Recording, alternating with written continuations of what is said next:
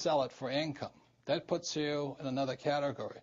I buy and I hold and I use the cash flow, and cash flow is passive income, which is taxed less.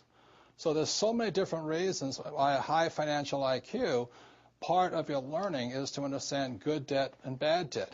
If you're the old thinking, you might think all debt is bad. That is not correct. Today, you have to know good debt and bad debt. There's one more thing I think that's really important. You know, I said earlier that savers were losers. I believe, and I could be wrong, that in the near future, the debtors will be the winners. And the reason for that is, for example, I just bought an apartment house, and let's say I paid $20 million for it, and I have a $20 million mortgage on it. Well, if they keep devaluing the dollar, I'm going to be paying that $20 million off with dollars that are worth less and less and less.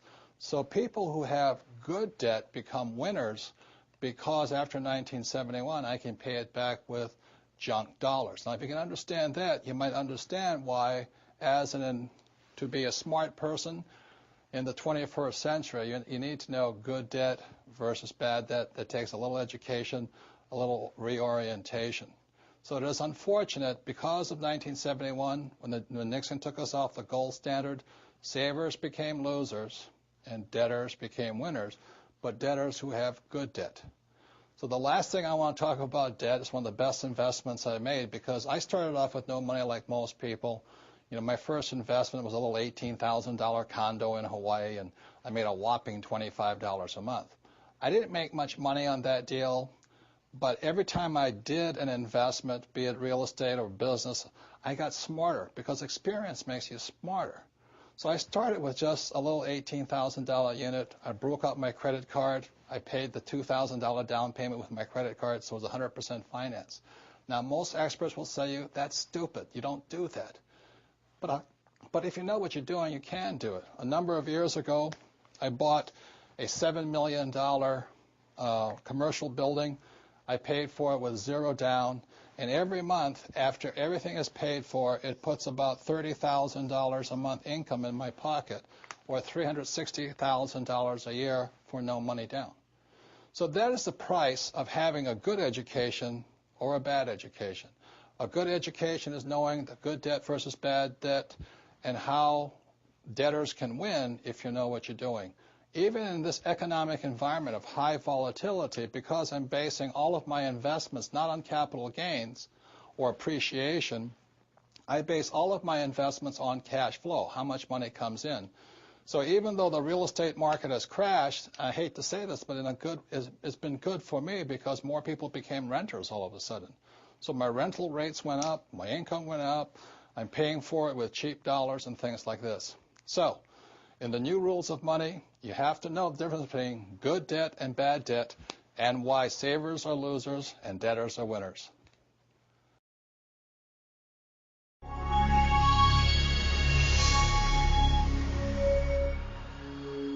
Okay, and the old rule of money is invest for the long term, and most people say invest in mutual funds. I personally don't invest in mutual funds, and most people, it's not a bad idea. But if you want higher returns with less risk and less taxes, then you have to first invest in your financial intelligence. So mutual funds have its place for most people, but I personally don't invest in them. And I'll go into why. So when somebody says invest for the long term, one of the problems I have with that is, what does that mean?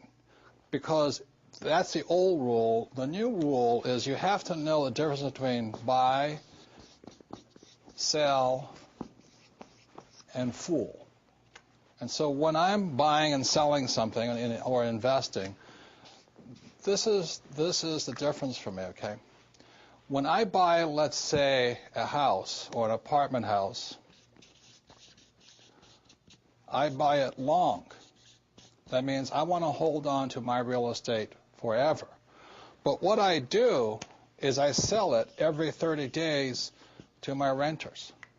So I hold the property forever. All these guys who are flipping property, the problem with flipping property is that you have capital gains tax all the time. You're losing money to taxes. It doesn't make sense. So buying, let's say, an apartment house, I have, let's say, a 500-unit apartment house today, and I started off with little individual houses. You know, the rule for getting rich is from Monopoly: 4 green houses, 1 red hotel. 4 green houses, 1 red hotel. So I started with small houses, and today we have big apartment houses, big commercial buildings, things like this. But the principle's the same, whether it's a small house or a big house. So I buy it. I intend to hold it forever. I'm going to pass it on for generations, but I sell it every 30 days. The same with oil. The other day I was filling up my gas tank, and I got really upset. It cost me $72 to fill my tank of gas. And the reason I was upset, because I was a buyer of gas. But then I went home that afternoon, and I found oil hit approximately $140 a barrel. So then I was happy again. You see, on one side I was a buyer, which I was unhappy, but as a seller of oil, I was happy. So this is my point here. If you're going to be rich in life, the reason most people are poor is because they're primarily buyers with very little to sell. You know that old advice I talk about financial education: go to school and get a job. So let's say you sell your time, you know, I'll sell it for $25 an hour. If that's all you've got to sell, you're not getting ahead, because the Federal Reserve keeps printing money faster and faster. You have to work harder and harder, and you get taxed harder. So if you're going to be rich, the thing my rich dad taught me was you have to have something to sell every single month.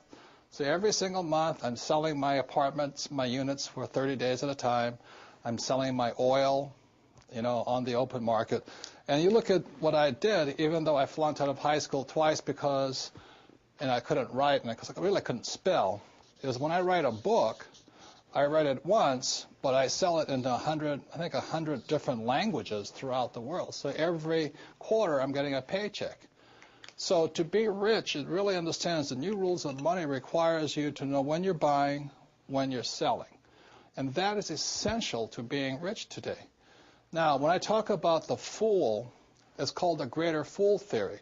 So like being a real estate guy, I go out there and somebody says to me, oh, this house is $100,000, but next year it'll be worth $200,000. Generally, that's what's, you know, what do you call those guys? Real estate brokers or mortgage brokers or stock brokers. As my rich dad said, the reason they're called brokers is because they're broker than you are. So they're telling you to buy this stock or this house because the price will go up. Again, that's capital gains, not cash flow. And then you become the greater fool. You know, the people, unfortunately, who are hurting financially today in the housing market, they were the greater fool. They bought the idea that the price of real estate would keep going up. Well, as you and I all know, prices go up and prices go down. So if you're going to, the new rules of money and the financial intelligence and your financial education requires you to know, to be balanced, be both buyer and seller, and not be the greater fool. I say it again, when I fill up with gas, I get angry because I'm a buyer, but I'm happy because I'm also a seller. If you're going to be rich, you should be selling more than you're buying.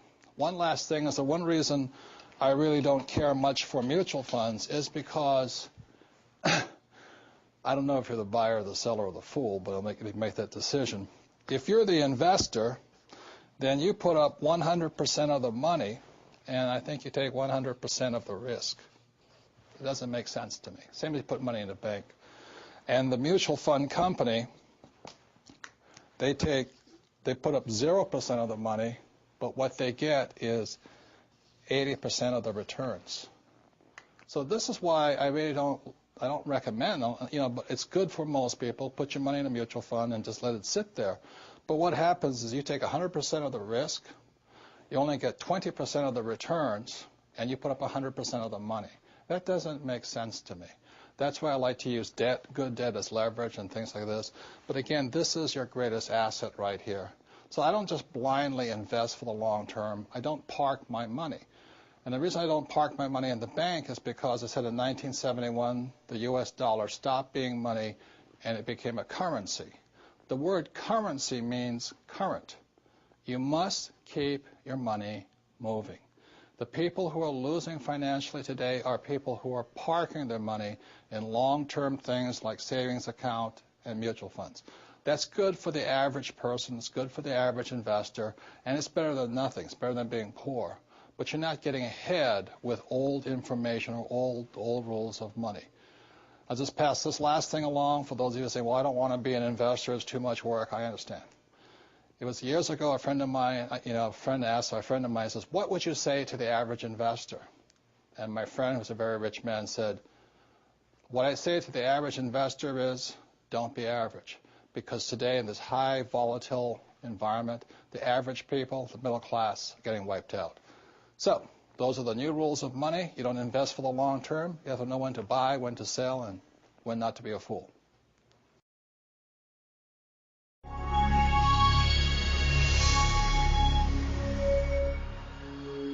And so, the last old rule of money is always that interesting word is called diversify. If you listen to most guys, they go, diversify, diversify, diversify. Diversify, diversify, diversify. And then people say, well, diversify, diversify, diversify. But the richest investor in the world, a man named Warren Buffett, does not diversify. So my question is, if the richest investor in the world, Warren Buffett, doesn't diversify, why is everybody else recommending you diversify? And in my term, my rich dad said, diversify means de-worsify. And what they want you to do is buy a lot of stuff, because most brokers, and again, the reason they're brokers is because they're broke, is that they can't tell you which is going to be the good stock or the good real estate or the good bond and all this. So they tell you to diversify. That's like me going to a horse race and not knowing which horse is going to win, so I'm going to bet on every single horse. That's diversifying your bet. The only way a diversification process works is if the dark horse wins. Now, that doesn't happen very often, but that's not a very good way. But the common wisdom, the old intelligence idea is to diversify, and what I believe in is something else, is increase your financial IQ, your financial intelligence, and instead focus. And what focus stands for is this.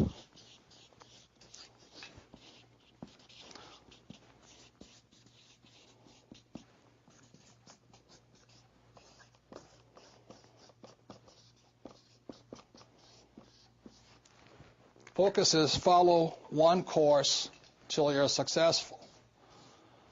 And so that's what I did in 1973. I signed up for my first real estate investment course. And I just did it and did it and did it. You know, I bought this one little $18,000 place.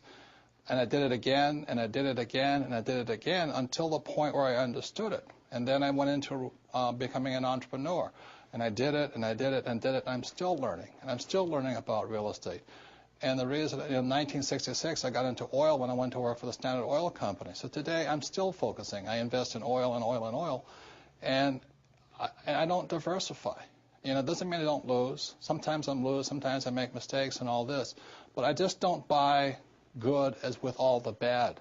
If you're going to be successful as an investor, you know, diversification is good for the average investor. If that's what you want to be, have a good life. But what I'd rather do is be able to know the good ones from the bad ones, the good investments from the bad investments, the good advisors from the bad advisors, and what's good for me and what's not good for you. Because what I do is not necessarily what's going to work for you, and vice versa here. So that's why I really think instead of diversification or diversifying, the new rules of money say follow one course until you're successful, and then keep doing it. Because once you find that way of being successful, you can do it again and again and again. It's just like learning to walk. You fall down a number of times. Once you learn to walk, you know it forever. And that's what I recommend. So some of the difference between the old rules and the new rules. Thank you very much.